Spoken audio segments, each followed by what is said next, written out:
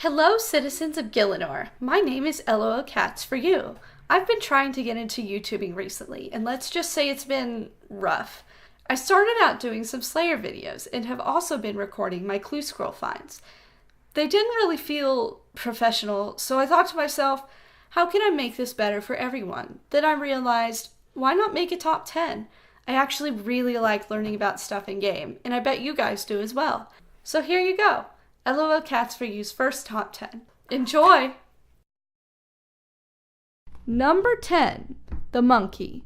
Being one of our closest animal relatives, the monkey is one of only 4 pets requiring a summoning level over 90 that do not require a boost to be understood.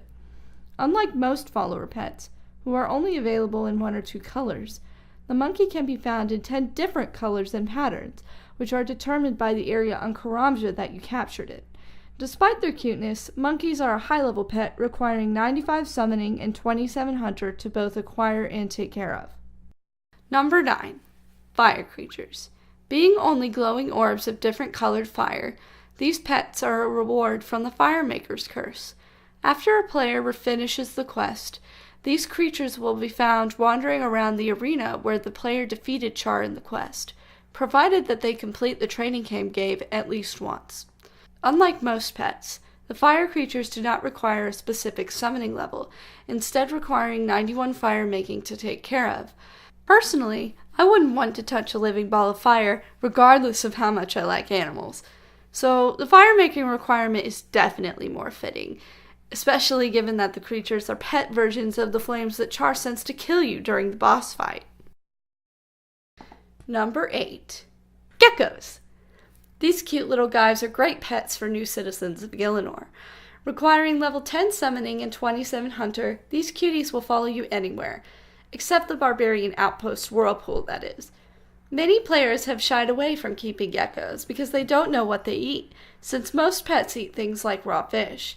However, the gecko, like other lizard pets, prefers to eat flies and beetle bits, which can be purchased at the pet store in Taverley. Geckos are available in 4 different colors, and much like the monkey, these colors are determined by the location where the gecko was caught. RuneScape isn't known for being particularly realistic, but the gecko does have an animation that allows the player to see it lick its own eye.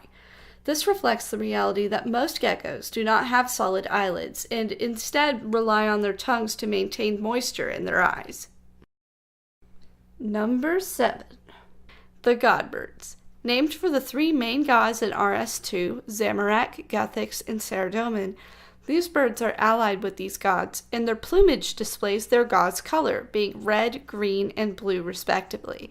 In order to get a god bird, you need to have level 70 summoning and to find a colored bird's egg from a nest found either by woodcutting or as a reward from one's kingdom after completing the Throne of Miscellanea.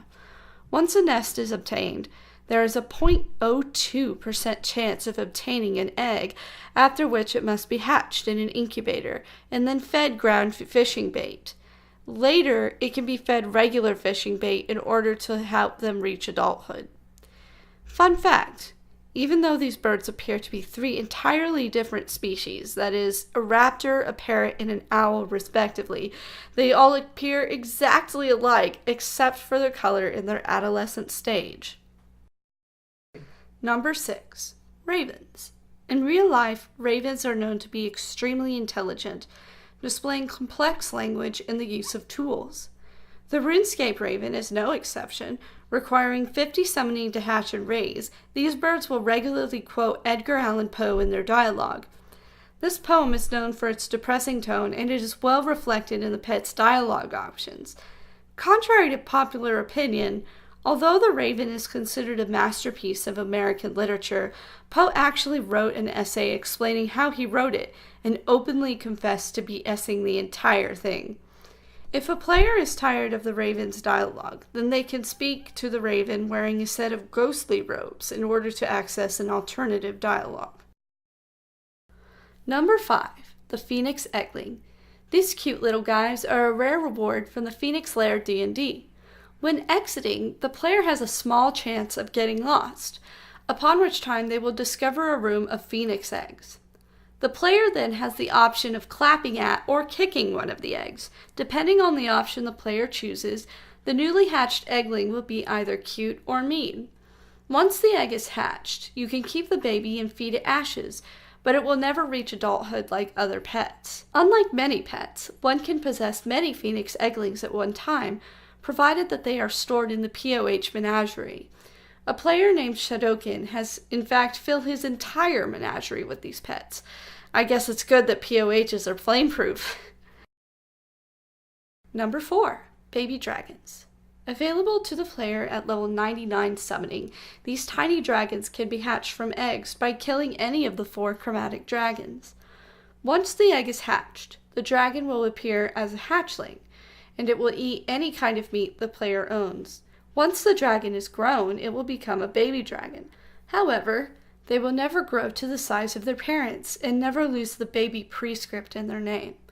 Owning a baby dragon is a sign of prestige, and they're often found following players in endgame armor. I have always preferred the blue dragon myself, but I do not have the other colors because my menagerie is completely full of cats. The baby dragon cannot be understood under any circumstances.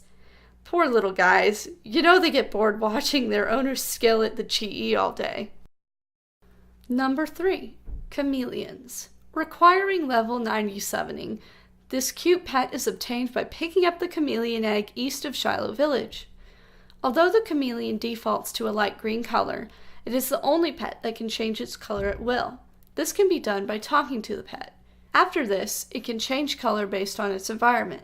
The chameleon is generally kept for its cosmetic effects. However, when the Karamja Elite Diaries were released, they were featured in the Walkies task, which requires you to hatch a chameleon and show it where you found the egg. Number 2. The Purple Cat. Received as a reward from the Purple Cat mini quest, this kitty was released with the Swept Away quest during the Halloween event in 2008. I remember doing the quest in mini quest before the guide was released, and was so happy with the Purple Cat, which I didn't expect, that I've made it my primary follower pet. When it was released, you used to be able to change the cat back to its original color by feeding it a bucket of milk, turning it wily. This has since been fixed. However, if one dyes a wily cat, it will turn into a regular purple cat. Number 1. Freezy. This pet is an exact copy of its larger Ice Strike Worm counterparts. Available for 100 Slayer co-op points, this pet shows some serious dedication because not only do you have to do a lot of Slayer to get it, you have to do it with other people, which, depending on your time zone, can be difficult. One can purchase skins for Freezy for 125 co-op points each, which can make it look like a wildy, desert, or jungle strike worm. Thanks for watching my video! Feel free to leave a comment below if you liked it, or if you have an idea for a video you'd like to see. Don't forget to subscribe. Goodbye everyone, have a great time in Gielinor.